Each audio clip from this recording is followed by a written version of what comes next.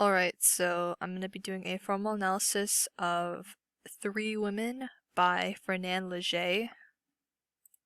So first I want to talk about what's actually going on in the painting. I'm not going to talk about the principles of design yet. I want to know what I'm looking at first. So we see the three women right here. One of them has like darker skin, two of the other ones seem to be lighter skin.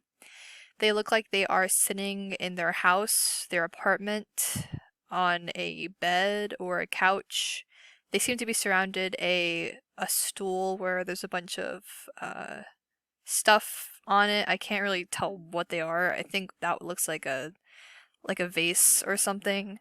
Okay, yeah. I'm not gonna go ahead and try to describe what's going on in here, but there is another kind of stool back here with another pot on it. There's a bunch of shapes. This is cubist art, so I'm not gonna like try to decipher like which shape is what. There's like a carpet right here, a different type of carpet here. It almost looks like there's like cabinets under here. I think that's just design wise.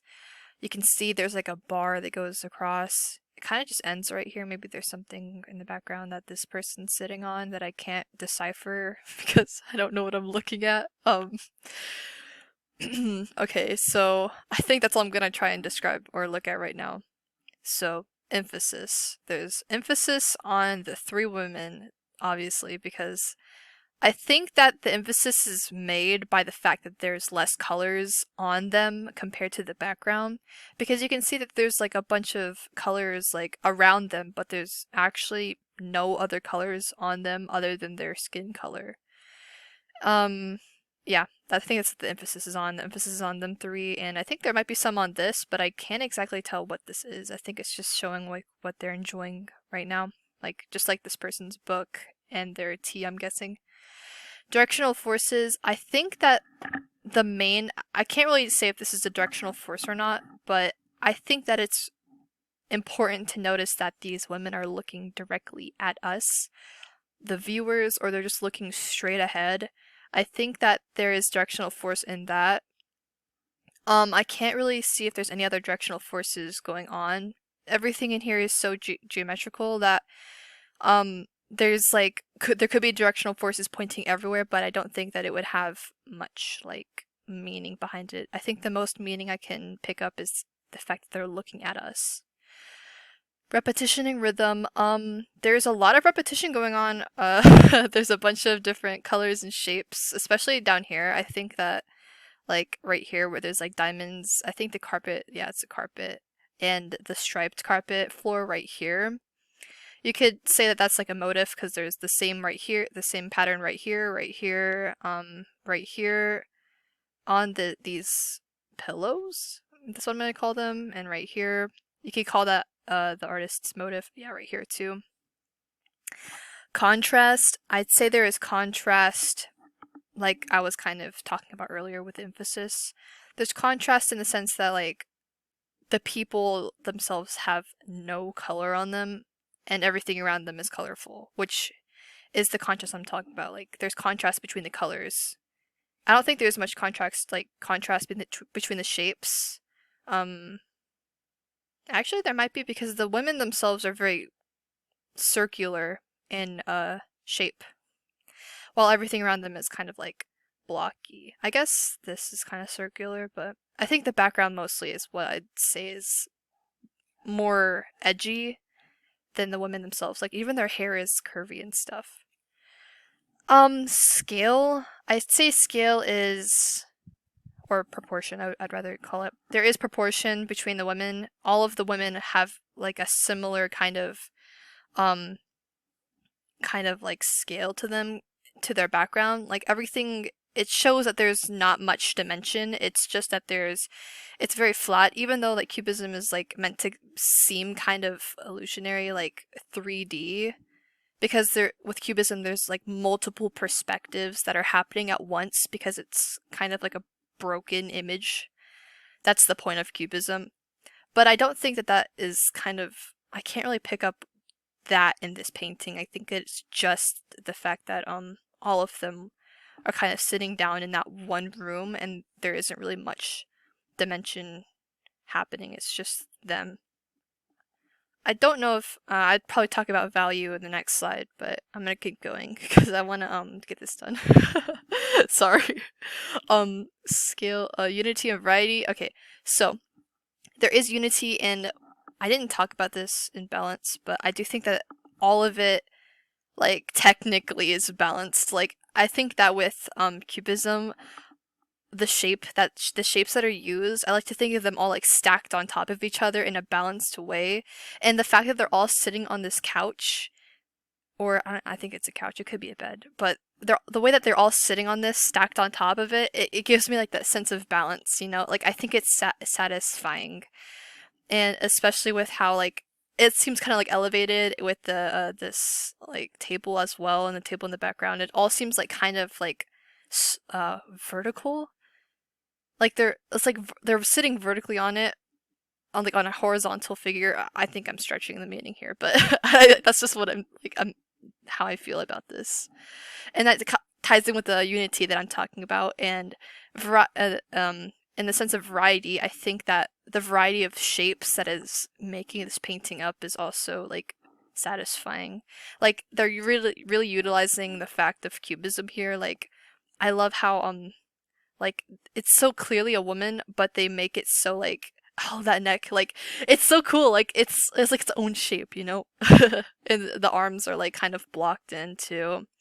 And I can't really tell like what they're sitting on, but I think it's satisfying in itself that it's stacked on top of each other and it's 3D and stuff. Like it gives that illusion of 3D, but I don't feel depth in the room itself. I think that's what I was trying to explain earlier, but I think I failed in it.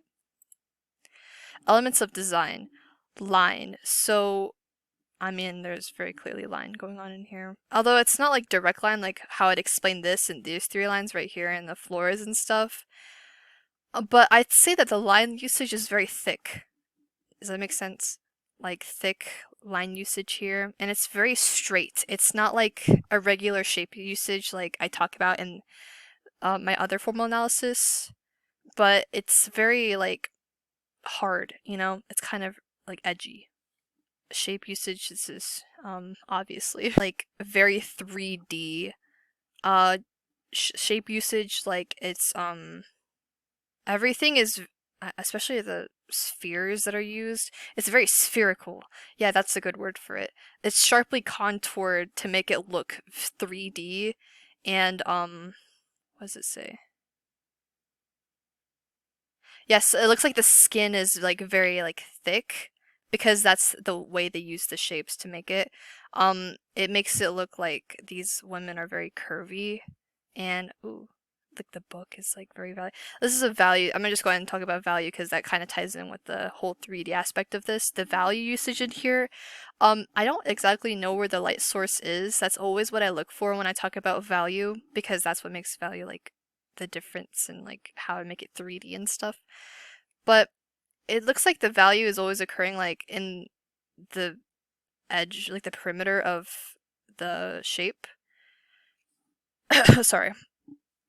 But yeah, the value is there to make it look very 3D, and I think that that's really important because it gives that very cubey, not cubey, but like spherical sense. And also it kind of ties in with the fact it makes them look shiny, you know? And that was kind of the whole concept behind this painting is that the Ferdinand, I forgot how to pronounce his name. I looked it up at the beginning.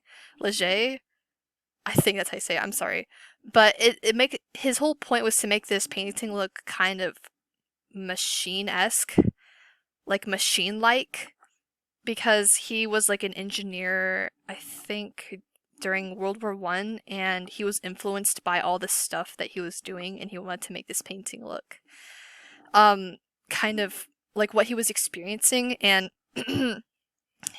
I guess I could go ahead and talk about the symbolic meaning of this. But he wanted this painting to really symbolize the relationship between man and machine. I don't really know why it has to be three women. Yeah, but what's happening in the image is that there's three women enjoying their luxury apartment. And I guess it also ties in with like my dog is barking. Ties in with the fact that there's like luxury and tranquility after war. Like he doesn't have to worry about anything anymore. So all these women are just like enjoying themselves and stuff. Okay, let's talk about color.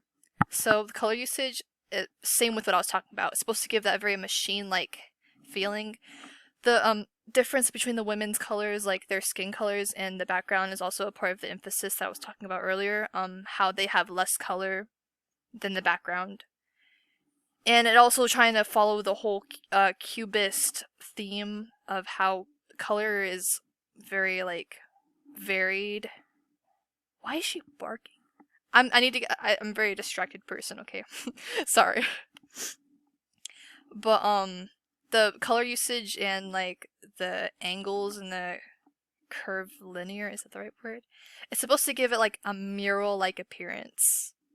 And the decor and stylized furniture is supposed to give this like luxury, vibrant, domestic interior look, if that made any sense. But yeah, I think that's all I had to say about that. In conclusion, this art piece was made to represent the beauty of machinery and the relationship between man and machine after the war. I think I said everything I need to. Alright,